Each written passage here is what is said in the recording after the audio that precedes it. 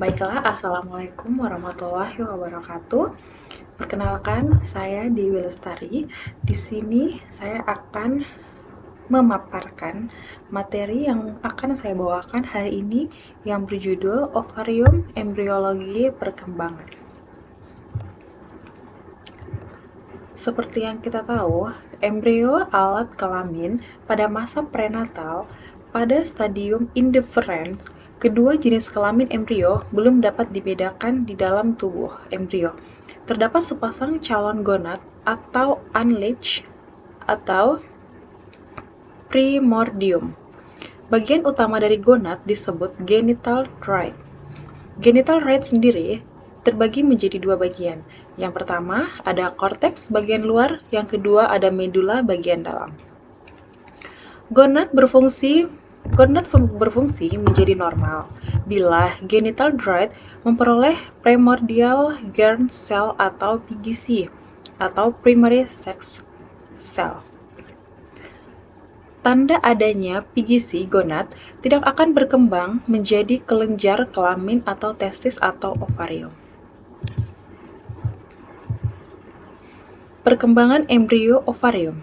Perkembangan embrio ovarium sendiri terdiri menjadi 3 bagian. Yang pertama ada gonad, ada primordial germ cell atau PGC, kemudian ada ductus premsenopyrgos.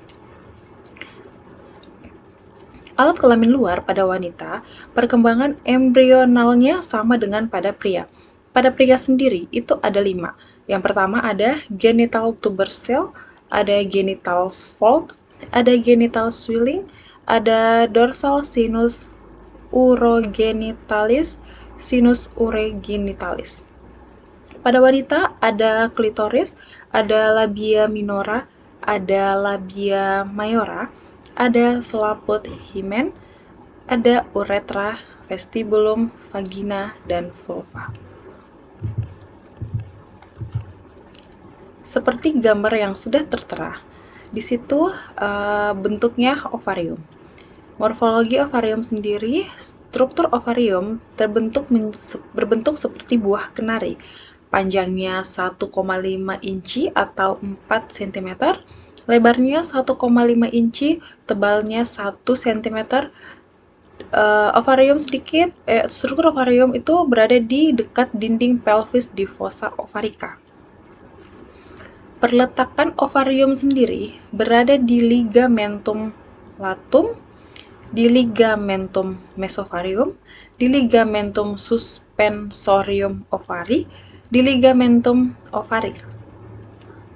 Pemberian darah ke arteri ovari, persyarafan ke aortic plexus. Kemudian di sini ada morfologi ovarium. Morfologi ovarium yang pertama ada germinal epithelium. Epitel selapis gepeng atau selapis kuboid yang menutupi permukaan ovarium. Tunica albuginea terletak di bawah epitel germinativum, kemudian memberikan warna putih pada ovarium sendiri. Ada ovarian cervix, terletak di bawah tunica albuginea, merupakan daerah yang terutama ditempati folikel ovarium dan oositnya. Ovarium medula terletak di bawah daerah korteks, merupakan bagian terdalam ovarium, tersusun dari jaringan ikat longgar dan berisi pembuluh darah, pembuluh limfe, dan syaraf. Seperti gambar yang tertera di sebelah sini. Kemudian selanjutnya ada ovarian follicles, terdapat di daerah korteks, terdiri atas oosit yang dikelilingi oleh satu atau lebih sel folikel, sel granulosa. Kemudian ada matur atau Graafian follicle. Folikel dominan yang dapat mengalami ovulasi dan biasanya hanya satu untuk setiap siklus menstruasi. Kemudian ada corpus luteum, folikel matang setelah ovulasi. Menghasilkan progesteron, estrogen, relaksin, dan inhibin akibat rangsangan LH. Kemudian ada fisiologi dari ovarium sendiri. Fungsi utama dari ovarium ada dua. Yang pertama, fungsi reproduksi, kemudian fungsi endokrinologis. Kemudian, jika folikel bertemu dengan corpus luteum, maka terjadinya komponen dari ovarium. Fisiologis perkembangan folikel ovarium dari konsepsi sampai dewasa. Yang pertama, dari folikel primer, kemudian menjadi folikel sekunder, kemudian menjadi lagi jadi folikel tersier yang sedang bertumbuh, kemudian ada folikel degrowth yang matang.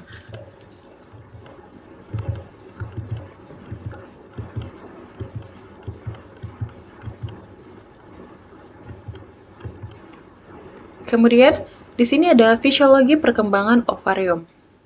Yang pertama, perkembangan folikel primer terjadi pada waktu wanita masih berada di dalam kandungan dan setelah lahir.